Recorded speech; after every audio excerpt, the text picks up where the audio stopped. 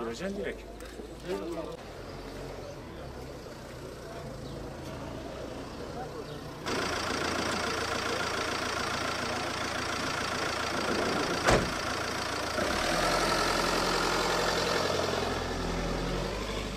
Bu sınava ikinci girişim. Geçen sene 84 puan çıkardım, atanamadım. Şimdi bir daha gireceğim. Bir heyecan var. Bakalım artık hayırlısı. Vallahi kaç puan değil de atama olur mu olmaz mı onu düşünüyorum yani. Şu an puanın bir önemi yok. Bölüm 112 acil yardım. Paramedik. Aynen. Yani puandan çok alım olur mu olmaz mı, adaletli olur mu o önemli. Çünkü 84 puanla gidemedim geçen sene. Bakalım artık hayırlısı.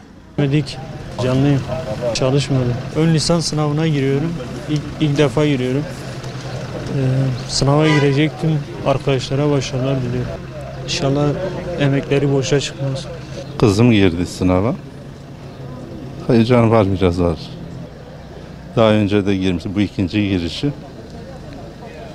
Kendisine Allah'tan kolaylık getirmesini istiyorum. Geçen sefer kaç puan aldı tam olarak hatırlamıyorum. Çocuk gelişiminde okuyor. Yani biraz çalıştı aslında. İyi olacağını tahmin ediyoruz. Kendisinde iyi geçtiğini, yani hazırlıklarını iyi geçtiğini söyledi. Hayırlısı Allah'tan.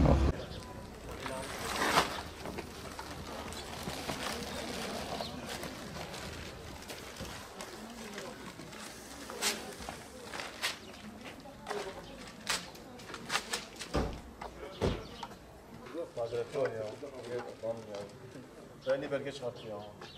Büyük gizli alırlar ya. Olabilir mi ne? Bir soru ya, bir belgesini yeni çıkartıyor.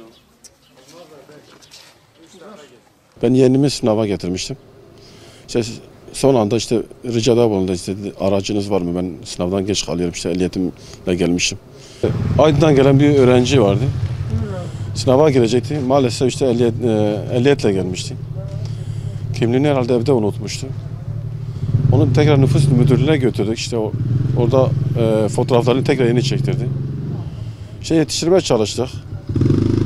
Trafiği dinlemedik, tümsekler dinlemedik. Sınava yetiştirmeye çalıştık. Son bir iki dakikayla sınavı kaçırdı.